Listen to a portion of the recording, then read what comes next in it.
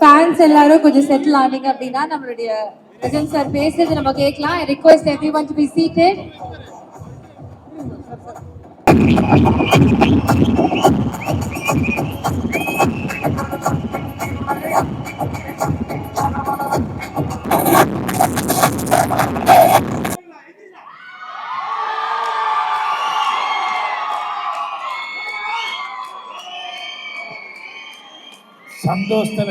சந்தோஷத்துல பெரிய சந்தோஷமே அடுத்தவங்களை சந்தோஷப்படுத்தி பார்க்கறது தான்.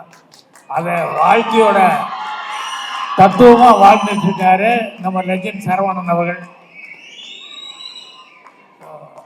எல்லாரும் ஒவ்வொருத்தரும் பேசும்போது அவரை பற்றி என்ன சொல்கிறாங்கன்னு அதையே தான் நான் அப்சர்வ் பண்ணிட்டு இருந்தேன். கணேஷ்லேருந்து எல்லாருமே வந்து அவரை பற்றி அவ்வளோ பிரமாதமாக ப்ரைஸ் பண்ணி பேசினாங்க. ஸோ எனக்கு அவர்கிட்ட பிடித்தது அவர் என்ன நினைக்கிறாரோ நம்ம நினைக்கிறத நம்ம தைரியமாக துணிஞ்சு செய்யணும். யாரை பற்றியும் எதை பற்றியும் கவலைப்படாமல் அதை அவர் செஞ்சிட்டு இருக்காரு. அது எனக்கு ரொம்ப சந்தோஷமா இருக்கு. அப்புறம் 50 வயசு தாண்டி அவர் நடிக்க வந்திருக்காரு அப்படின்னாங்க. ஆனால் 50 வயசுல 25-30 வயசுக்கு உண்டான உடம்பு வந்து வச்சுருக்கீங்க. அதை இந்த அளவுக்கு மெயின்டைன் பண்ணுறதுங்கிறது பெரிய சமாச்சாரம். இந்த டைட்டில் லெஜண்டுக்கு அப்புறம் லீடர் அப்படிங்கிறது ரொம்ப பிரமாதமான ஒரு நல்ல டைட்டில். டைரக்டர் துரை செந்தில்குமார் இந்த டைட்டில் ஒரு சென்டிமெண்ட்டாக அவருக்கு வந்து ஒரு இன்னும் கொஞ்சம் ஒரு மரியாதையை கொடுக்கும் அப்படின்னு சொல்லி எதிர்பார்க்குறேன். சாந்தனு பேசிட்டு இருக்கும்போது சொல்லுவாப்புல, துரை செந்தில்குமார் அவர் படங்களை பற்றி ஏதோ பேசிட்டு இருக்கும்போது சாதாரணமாக சொல்லிட்டு இருந்தாப்புல. ஸோ அவருக்கு இது ஒரு சேலஞ்சிங்கான ஒரு சமாச்சாரம். என்னன்னா அவர் எப்பவுமே நல்ல டெக்னீஷியனை வச்சு பிரமாதமாக எல்லாத்தையும் வச்சு படம் பண்ணுவார். இப்போ இவருடைய இதுக்கு தகுந்த மாதிரி இந்த படத்தை வந்து சேலஞ்ச் பண்ணி பண்ணுறது அப்படிங்கிறது மிகப்பெரிய ஒரு இதாக இருக்கும் அவருக்கு. ஆனால் கண்டிப்பாக செய்வார். ஏன்னா டெக்னீஷியன்ஸு பூரா ஜிப்ரான்லேருந்து எல்லாருமே டெக்னீஷியன்ஸு பூராமே வந்து திறமையான ஆட்களாக இருக்காங்க. ஸோ கண்டிப்பாக அவருடைய நல்ல மனதுக்கும் உங்களுடைய திறமைகளுக்கும் இந்த லீடர் கண்டிப்பாக பெரிய வெற்றி அடையும். ஏன்னா நான் வந்ததுலேருந்து பார்த்துருக்கேன், இந்த ட்ரெய்லர் போடும்போதெல்லாம் அவ்வளோ ஆர்வமாக உற்சாகமாக அவ்வளோ தூரம் பிரமாதமாக கைப்பற்றிருக்காங்க. ஸோ அதனால் எனக்கே எப்படா படம் பார்ப்போம் அப்படிங்கிற அளவுக்கு ஒரு சின்ன டெம்டேஷன் வந்துருச்சு. படம் 3ஆம் தேதி போடுறதுக்குள்ளே ஏதாவது போட்டாங்கன்னா அவசியம் பார்க்கணும் அப்படிங்கிற அளவுக்கு ஒரு சின்ன இது வந்து அந்த அளவுக்கு படத்தை வந்து அந்த ட்ரெய்லரில் பார்க்கும்போதே வந்து ஒரு செலவு பண்ணது மட்டுமே இல்லாமல் அதில் வந்து ஒரு சென்டிமெண்ட் என்ன வேணுமோ சினிமாவுக்கு எல்லாமே அதில் இருக்குதுங்கும் போது துரை செந்தில்குமார் கண்டிப்பாக வந்து ஒரு பெரிய சக்ஸஸ் கொடுப்பார் அப்படின்னு சொல்லிட்டு இவரெல்லாம் சொன்னாங்கல்ல சினிமாக்காக வந்திருக்காரு அப்படின்னு சொல்லிட்டு. அதனால் இவர் வர்றது வந்து சினிமாவில் வந்து மேலும் மேலும் வந்துக்கிட்டே இருந்தாருன்னா எத்தனையோ குடும்பங்கள் வாழ்ந்துக்கிட்டே இருக்கும், எத்தனையோ பேருக்கு உதவியாக இருக்கும். ஸோ அதனால் இவர் சம்பாதிக்கிறதுக்காக வரல சினிமாவில், அவர் நினச்சதை நம்ம சாதிக்கணும் அப்படின்னு வந்திருக்காரு. அதே நேரத்தில் இது ஒரு சினிமாவுக்கு ஒரு சர்வீஸாக தான் அவர் வந்து எல்லாமே பண்ண போகிறாரு. அதனால் அவர் நீண்ட காலம் நல்ல ஆரோக்கியத்தோடு இருந்து சினிமாவுக்கு எல்லா சேவையும் செய்யணும் அப்படின்னு சொல்லி என்னுடைய வாழ்த்துக்களை வந்து தெரிவிச்சுக்கிறேன். ஆல் டெக்னீஷியன்ஸ் இவருக்கு பக்கபலமாக, டைரக்டருக்கு பக்கபலமாக இருந்தவங்க, இவருக்கு பக்கபலமாக இருந்த எல்லா டெக்னீஷியன்களுக்கும் என்னுடைய மனமார்ந்த வாழ்த்துக்களை வந்து நான் தெரிவிச்சுக்கிறேன்.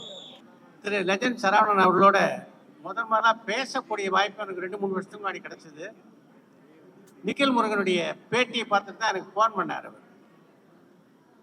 பேசும்போது அந்த பேட்டி எப்படிலாம் சிறப்பாக இருந்தது அப்படின்னு சொன்னார். அப்போவே எனக்கு தெரிஞ்சு ஒரு விஷயத்தை எந்த அளவுக்கு ஒரு கூரிய பார்வையோடு அவர் அப்ரோச் பண்ணுறாரு. இப்போ அதுக்கு உதாரணமாக சொல்கிறேன்னா, இதே படத்துக்கு ஒரு ப்ரெஸ் மீட் சமீபத்தில் நடந்தது. அந்த ப்ரெஸ் மீட் அப்போ டைரக்டர் சொன்னார் 90 நாட்கள் படப்பிடிப்பு நடந்தது. அடுத்த நிமிஷம் கரெக்ஷன் 97 நாட்கள். எவ்வளோக்கு அதாவது ஃபிங்கர் டிப்ஸில் வச்சுருக்காரு எல்லா புள்ளி விவரங்களையும். கூடவே 1.5 கால் ஷீட் டெய்லி நடந்தது சார். அதனால் ஏறக்குறைய 100 நாளைக்கு மேலே இந்த படத்துடைய படப்பிடிப்பு நடந்திருக்குன்னாரு. அவரை முதலாக பார்க்கக்கூடிய வாய்ப்பு எனக்கு ஒரு 6 மாதத்துக்கு முன்னாடி தான் கிடைச்சது. அவருடைய அந்த சாம்ராஜ்யம் இருக்க, அதை அப்படி ஒரு தனக்கென ஒரு தனி சாம்ராஜ்யத்தை உருவாக்கி இருக்காரு. அந்த சாம்ராஜ்யத்தை உருவாக்குறதுக்கு இன்னைக்கு இருக்கிற கதாநாயகர்களுக்கெல்லாம் 25 வருஷம் பிடிக்கும். அந்த இடத்துலேருந்து ஒருத்தர் இந்த சினிமாவுக்கு வந்திருக்காருன்னா அதுக்கு முக்கியமான காரணம் பேஷன் தான். அது நடுவில் நன்மையில் சிங்கம்புலி ஒரு நேர்காணலுக்காக என்கிட்ட வந்திருந்தார். அப்போ ஒரு வித்தியாசமான அனுபவத்தை பகிர்ந்துக்கிட்டார். நான் கடவுள் படத்துடைய படப்பிடிப்பு, சாமியார்களை வச்சுட்டு படப்பிடிப்பு நடத்திட்டு இருக்கார் பாலா. ஒரு சாமியார்கிட்ட நடிப்பு சொல்லி கொடுத்துருக்காரு. அந்த சாமியாருக்கு இவர் சொன்ன மாதிரி நடிக்க முடியல. இவர் ஒரு 7-8 தினம் சொல்லி பார்த்து கண்டபடி திட்டிட்டு போயிட்டாரு. இதில் கோச்சிக்கிட்டு அந்த சாமியார் கிளம்பிட்டார் படப்பிடிப்பு. அவர் ஏற்கனவே நடித்த பல சீன் இருந்ததுனால அவரை சமாதானம் பண்ணி கூட்டு வரதுக்காக சிங்கம்புலி போயிருக்கார். ஐயா வாங்க, இந்த படத்தில் மட்டும் நீங்கள் நடிச்சிங்கன்னா உங்களுக்கு பெரிய பேர் கிடைக்கும், பணம் கிடைக்கும், உங்களை எங்கே பார்த்தாலும் கொண்டாடுவாங்க, அதனால் மிஸ் பண்ணாதீங்க. உடனே அந்த சாமியார் சிரிச்சிருக்கார்.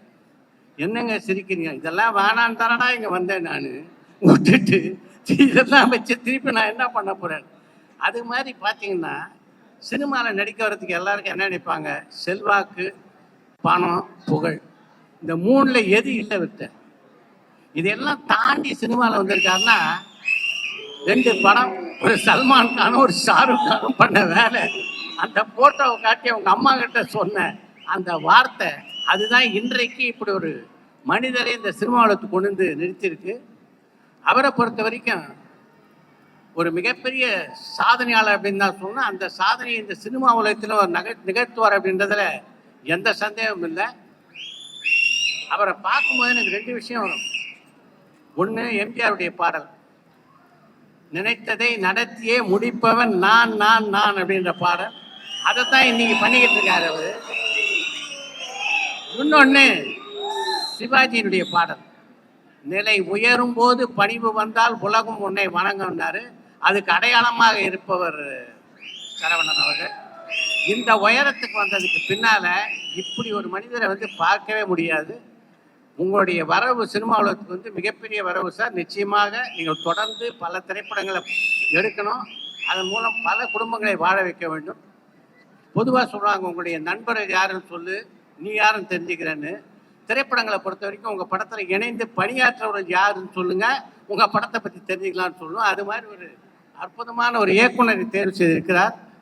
அந்த பக்கம் ஜிப்ரான் பல திரைப்படங்களில் சாதனை புரிந்த இசையமைப்பாளர். ஒரு சூப்பர் டீம் செட்டாக இருக்கு. அதனால் இந்த லீடர் மாபெரும் வெற்றி அடைவதில் எந்த சந்தேகமும் இல்லை. என்னுடைய வாழ்த்துக்கள். நன்றி.